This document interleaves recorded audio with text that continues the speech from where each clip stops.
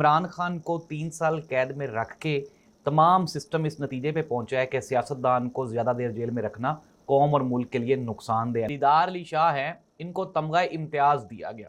जब इनको तमगा इम्तियाज़ दिया जा रहा था तो जो क्राउड था, नीचे बैठे हुए लोग थे, उन्होंने कहा आहा ना इंसाफी आही। अब्दुल्ला बाजवा है, ये सुथरा पंजाब का, ये इसके सुथरा पंजाब में इसकी अपॉइंटमेंट थी और ये करप्शन के जुर्म में ये गिरफ्तार हुआ है। ये मैनेजर ऑपरेशंस था सुथरा पंजाब में। हज़रत उमर फारूक ने फरमाया था अगर दरिया किनारे कोई कुत्ता प्यासा मर गया तो मैं उसका जिम्मेदार हूँ, जवाबदेह हूँ। तो मोहतरमा मरियम नवाज साहिबा, आप तो कुत्तों को कत्लेआम करवा रही हैं। नाज़रीन, मैं हूँ जाहिद अब्बास नकवी, आप देख रहे हैं हमारा सोशल मीडिया चैनल। आपसे रिक्वेस्ट है कि मैं सब्सक्राइब करें, अपने कमेंट से ज़रूर आगाह करें। इमरान खान की इसी साल रिहाई हो जाएगी, रास्ता अदालतों के थ्रू जाएगा और ये जो डील होगी ये भी मिसाके जमहूरियत का एक हिस्सा होगी। और ये जो डील होगी इसको डील नहीं कहा जाएगा। और इमरान खान को 3 साल कैद में रख के तमाम सिस्टम इस नतीजे पे पहुंचा है कि सियासतदान को ज़्यादा देर जेल में रखना कौम और मुल्क के लिए नुकसानदेह है। नाज़रीन, इमरान खान की रिहाई की बातें और कहा जा रहा है कि इसी साल ही रिहाई हो जाएगी। ये बात की है पाकिस्तान पीपल्स पार्टी के एक इंतहाई मोतबर और बड़े सोर्स यानी कि नदीम अफजल चंद साहब ने। नदीम अफजल चंद ने ये कहा, उन्होंने कहा जी कि ये जो पॉलिटिकल आपस में गुत्थम गुत्था होना है, लड़ाई झगड़े हैं, इससे मुल्क और कौम को नुकसान हो रहा है। हमें आपस में मिल के तमाम सियासी जमातों को बैठ के तो गुफ्तो शनीद करनी चाहिए, बातचीत करनी चाहिए। अगर इस तरह नहीं होगा तो मुल्क और कौम दोनों का नुकसान होगा। नाज़रीन, दूसरी जानिब कल जो सदारती तमगाए हुस्न कारकर्दगी है उसकी तकरीब थी और उस तकरीब में एक तो शाहिद अफरीदी साहब को तमगा दिया गया, उसकी बाद में बात करते हैं। ये यहाँ पे साबिक चेयरमैन नैब हैं जस्टिस दीदार अली शाह। ये जो जस्टिस दीदार अली शाह हैं, इनको तमगा इम्तियाज़ दिया गया। जब इनको तमगा इम्तियाज़ दिया जा रहा था तो जो क्राउड था, नीचे बैठे हुए लोग थे, उन्होंने कहा आहा ना इंसाफी आही। यानी कि सिंधी में उन्होंने कहा कि आहा ना इंसाफी आही, यानी कि मतलब ये है कि इस बंदे को गलत दिया जा रहा है, ये सरासर ना इंसाफी है। नाज़रीन, ये जो तमगाए हुस्न कारकर्दगी है, तमगाए इम्तियाज़ है, सदारती तमगाए, ये सारे के सारे इस कदर डिस्प्यूटेड हो चुके हैं कि अब जो कोई बाइज़्ज़त आदमी, जो गैरतमंद आदमी है, वो इसकी तरफ जाता ही नहीं। कई लोगों के नाम नॉमिनेट होते हैं तो वो कहते हैं यार अल्लाह का नाम, मेरा नाम तो चाहे निकाल दो। शाहिद अफरीदी पाकिस्तान का लेजेंड है, क्रिकेट का हीरो है, बड़ी देर क्रिकेट खेली, लेकिन अनफॉर्चुनेटली बाद में किसी और हाथों में यरगमाल हो गया। फिर जिस एजेंडे पे उसने काम किया वो सबको पता है। और नाज़रीन, ये गुज़श्ता 3 सालों में जितने तमगे दिए गए वो सिर्फ और सिर्फ उसको दिए गए हैं जिसने इमरान खान के खिलाफ कोई ना कोई अपना किरदार अदा किया, चाहे वो पॉलिटिकल हो, चाहे वो इखलाकी तौर पर हो, चाहे वो माली तौर पर हो, चाहे वो सियासी तौर पर हो।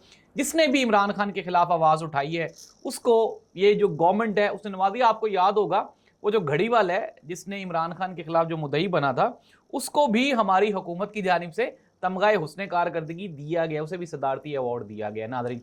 और एक अवार्ड वो मेरिट पे दिया गया है और वो है हदीका कयानी को। नाज़रीन, Hadika Kayani undoubtedly she proved that कि पाकिस्तान में आज भी इंसान और इंसानियत से मोहब्बत करने वाले लोग जिंदा हैं।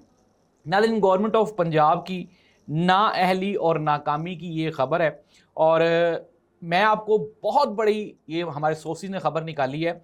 अब्दुल्ला बाजवा है, ये सुथरा पंजाब का, ये इसके सुथरा पंजाब में इसकी अपॉइंटमेंट थी और ये करप्शन के जुर्म में ये गिरफ्तार हुआ है।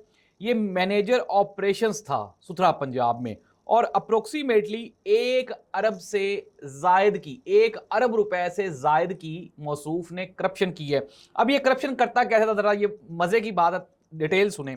मोहतरमा मरियम नवाज साहिबा का सुथरा पंजाब प्रोजेक्ट, ये जो कंटेनर होते हैं कूड़ा उठाने वाले, इसने कागजों में यह साबित किया कि 2317 जो कंटेनर्स हैं उनको काम पे लगाया हुआ है। लेकिन जब अथॉरिटीज ने चेक किया तो 1717 कंटेनर्स काम कर रहे थे और बाकी जो 1000 कंटेनर्स हैं उनका वजूद ही कोई नहीं था और मौसूफ उसका किराया ले लेके, उसकी मेंटेनेंस ले लेके खाई जा रहे थे। नाज़रीन, पंजाब हुकूमत ना अहली, ना लायकी और टिकटॉक का मुंह बोलता सबूत है, सबके सामने है।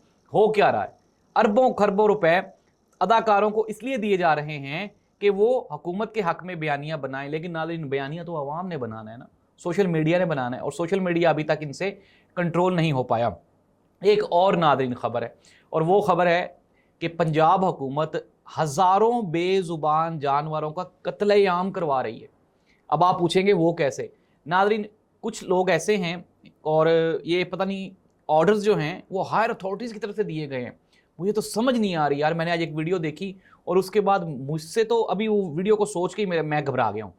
ناظرین ہو کیا رہا ہے یہاں سے ہم کنکلوڈ کر لیتے ہیں۔